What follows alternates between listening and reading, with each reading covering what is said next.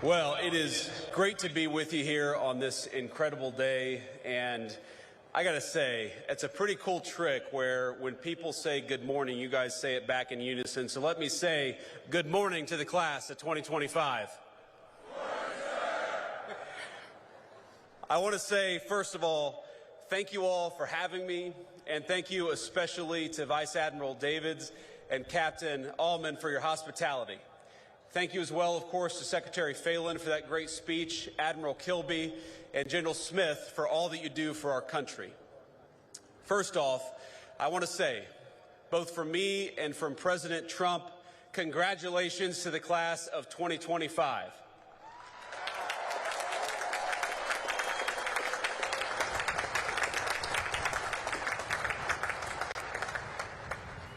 I want to say congratulations not just to you all, because you all have certainly earned a great honor, but congratulations to the families, the friends, the faculty, plus the other midshipmen and service members who join us on this beautiful morning and share in this incredible day.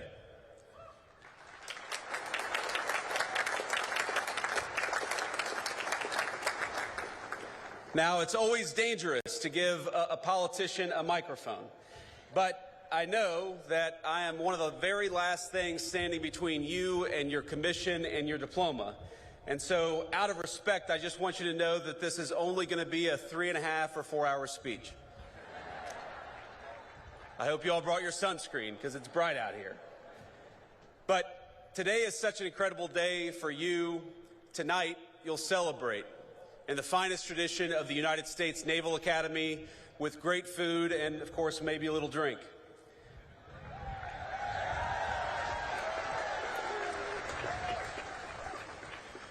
But I hope that as you celebrate, you remember that this is not just your day, as hard as you have worked for it. This day belongs to parents, grandparents, aunts, uncles, teachers, brothers, sisters, and so many others. You, all of you, are the product of an incredible legacy. People who worked hard to give you a good education, food on the table, and a sense of possibility. People who took you to church, to practices, to tutoring sessions, people who prayed for you when you struggled and celebrated with you at moments just like today. Most of you are fortunate enough to have someone here to celebrate with you. Some of you don't. But whether they are here with you or not, the very best piece of advice I can give you is to begin your life in the fleet with a spirit of gratitude. Be thankful for all the people gathered here today and those who aren't, because they made you who you are and they got you to where you are today.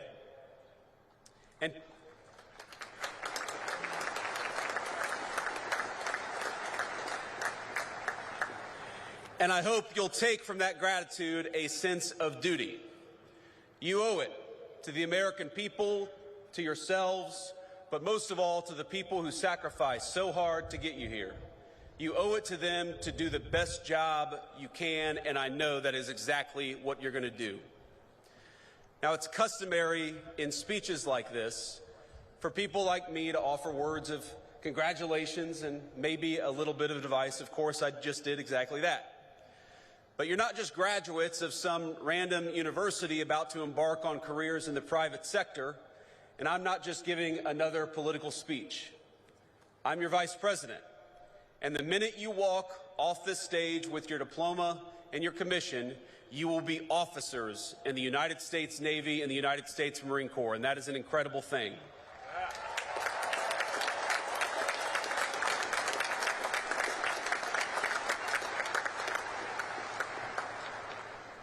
You will be leaders of men and women in our armed forces.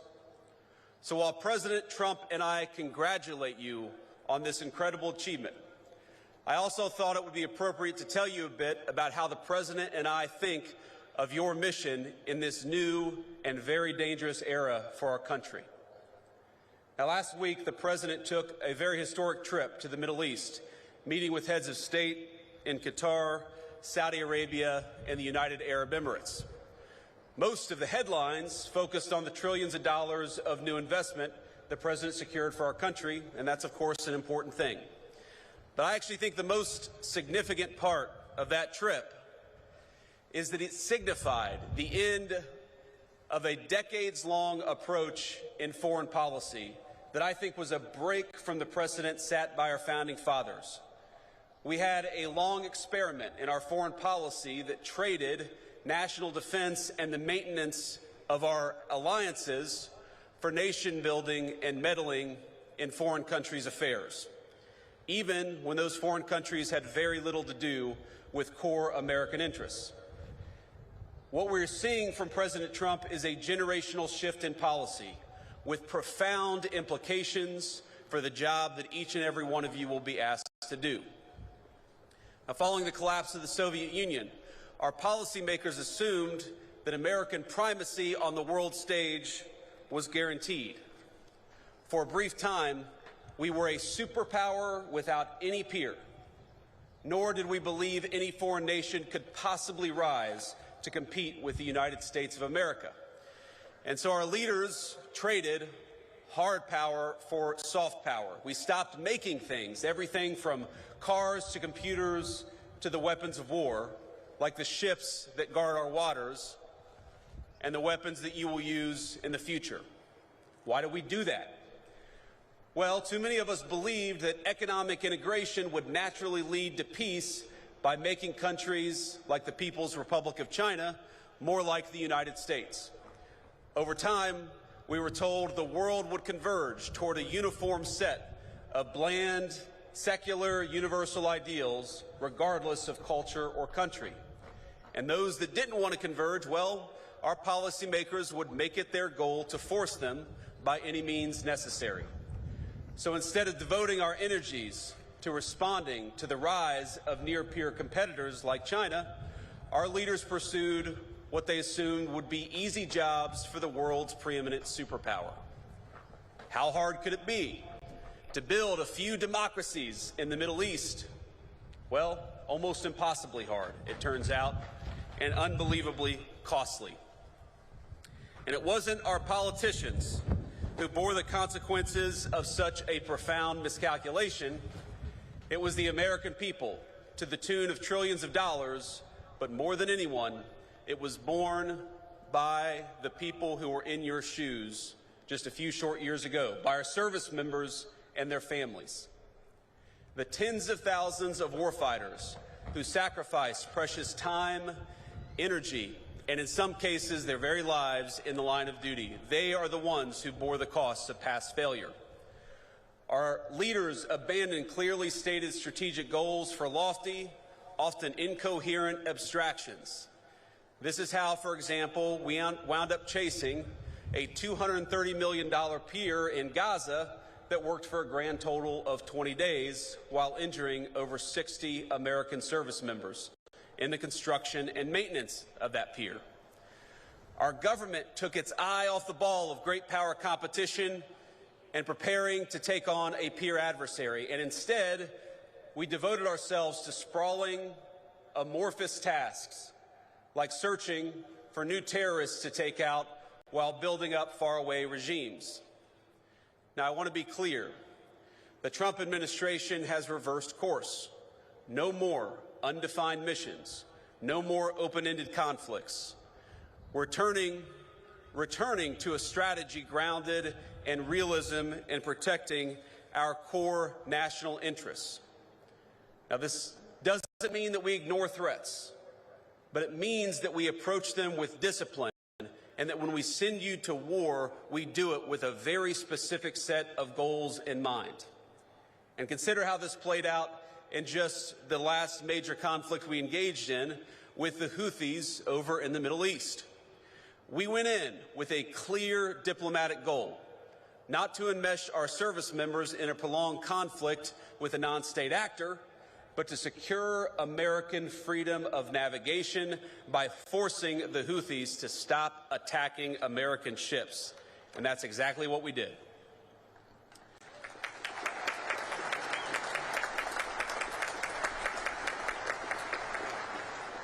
We pursued that goal through overwhelming force against Houthi military targets. In just the first 100 days of the administration, we were able to reach a ceasefire in a conflict that have been ongoing for nearly 2 years. That's how military power should be used, decisively, with a clear objective.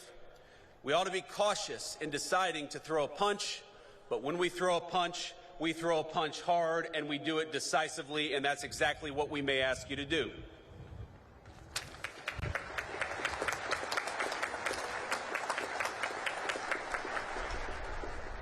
Now, that shift in thinking from ideological crusades to a principled foreign policy will help restore the credibility of American deterrence in 2025 and beyond.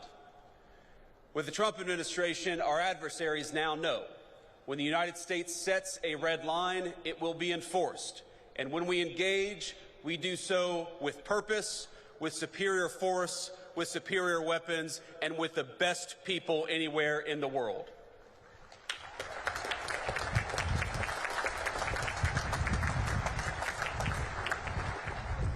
Let me say something about weapons and the future of warfare. It is, of course, a priority of this administration, not just to keep, but to widen the technological edge between the United States military and our adversaries all over the world.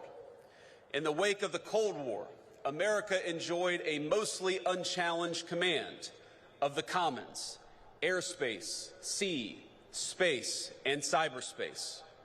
But the era of uncontested U.S. dominance is over. Today we face serious threats in China, Russia, and other nations determined to beat us in every single domain. From spectrum to low Earth orbit to our supply chains and even our communication infrastructure.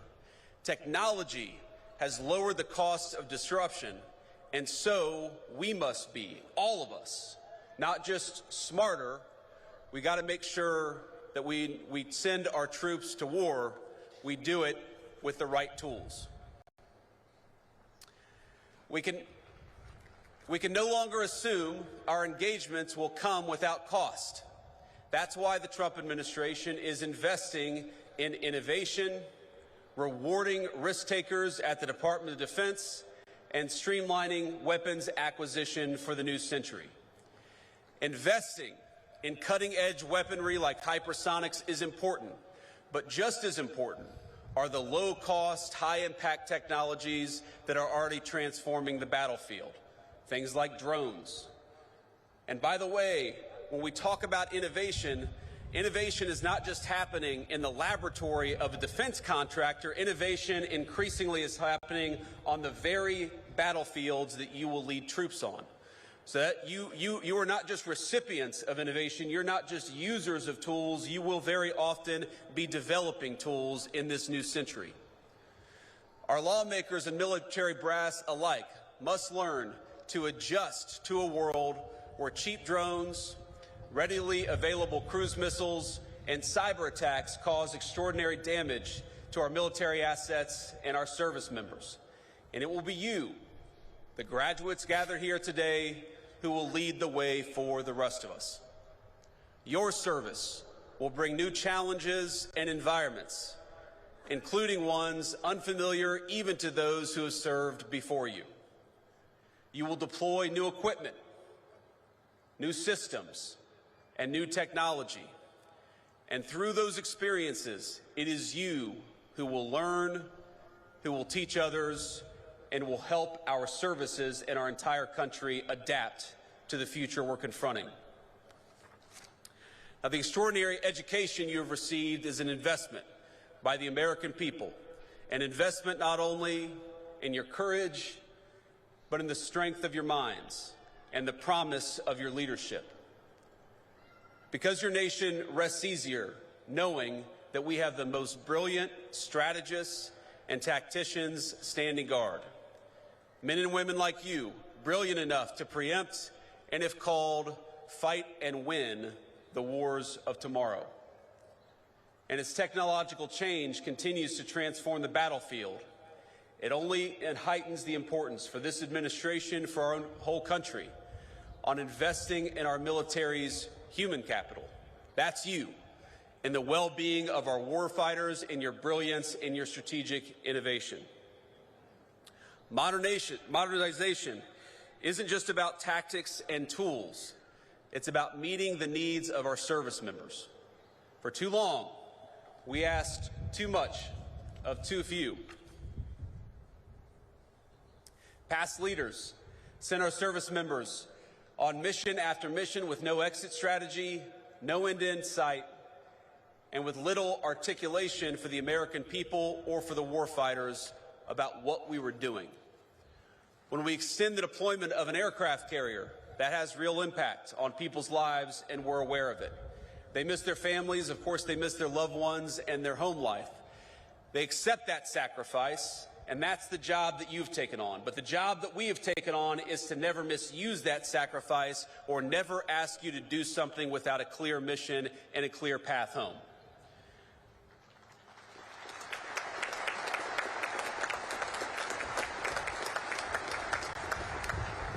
The Trump administration recognizes that our most valuable resources, it's you. It's young people who are brave enough to put on the uniform and risk your life for this country. And we promise, I promise, to cultivate that resource, to protect it, and to use it only when the national interest demands. And what makes your new life so unique is that you must take multiple perspectives. You will be junior officers, of course, answerable to commanders, captains, admirals, generals, and people like me. You will have to follow orders, even when you don't want to. And if I can offer one piece of advice from a junior enlisted guy to a bunch of new officers, to say that when you say with all due respect, that is not a get-out-of-jail-free card. I got chewed, these guys are laughing back here.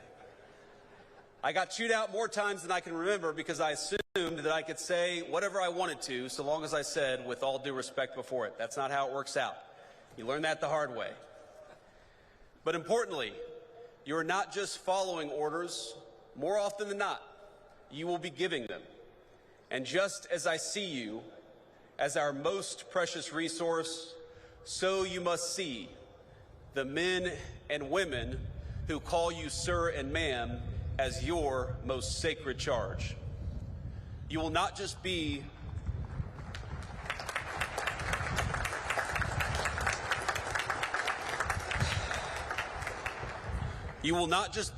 another boss. You will counsel them through triumph and tragedy. You will learn that there is no clear line between personal and professional for officers in the Navy and Marine Corps. But I encourage you to see them not just as people who must follow your orders, but as leaders in their own right with incredible wisdom and incredible potential. Now, this is shocking to think about, but there are senior enlisted people who started their careers in the Navy or the Marine Corps before you were born who will call you sir and ma'am and follow your orders. Think about what an incredible honor that is. And think about what an incredible opportunity it is, not just to lead these men and women, but also to learn from these men and women. And that is the task before you.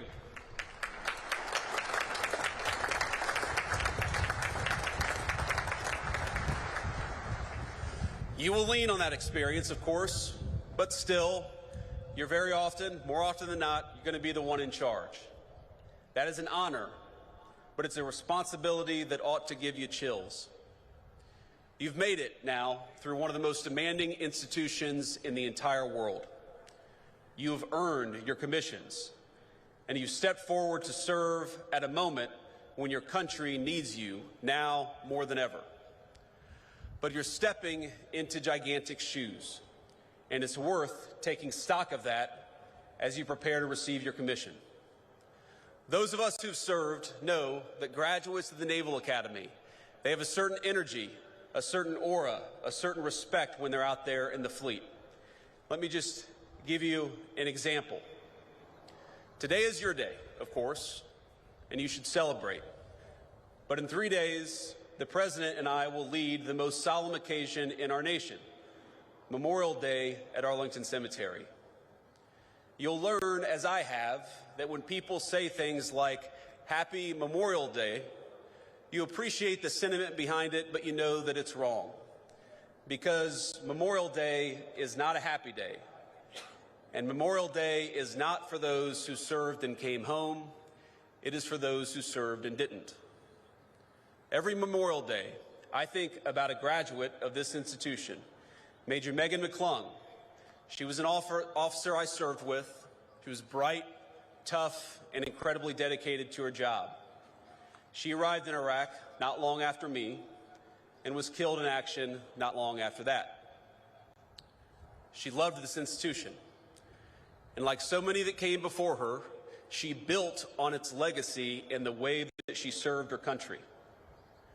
Now, there are so many stories of great service in this institution. I look at these signs on this stadium: Belleau Wood, Midway, Guadalcanal. These are battles I read about in history books or learned about when I was a United States Marine. If you just try to read a list of the people who served after graduating from this institution, the list is almost so long you can't get through it. Senior leaders, commandants of the Marine Corps, chiefs of naval operations, astronauts, great business leaders, and even a few lowly politicians have graduated from the United States Naval Academy. Their service is an incredible legacy that they have passed on to you.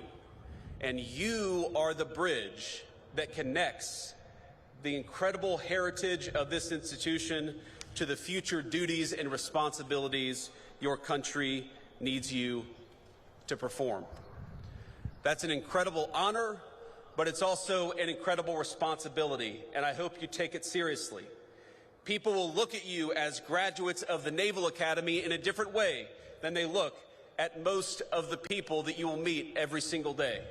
They will look at you that way, yes, because you've worked hard, and yes, because you deserve this day, but they will also look at you differently because you stand on the shoulders of giants.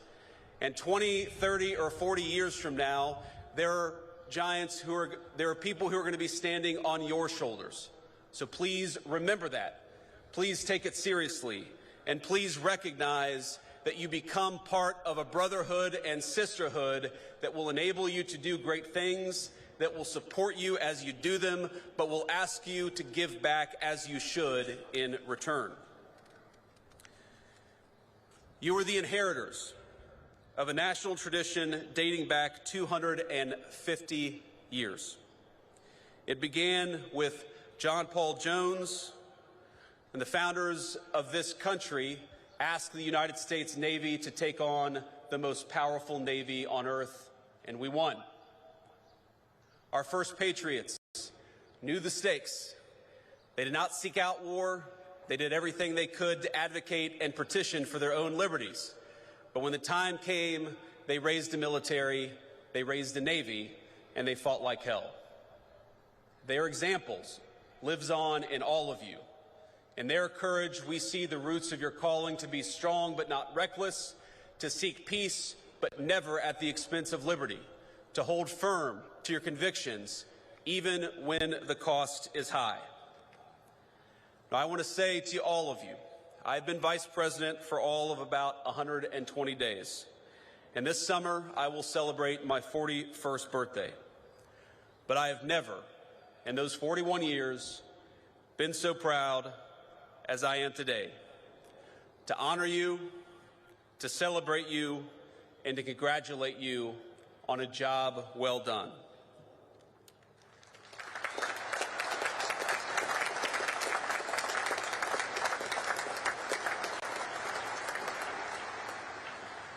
Now, I'm sure some of you share my politics and some of you don't.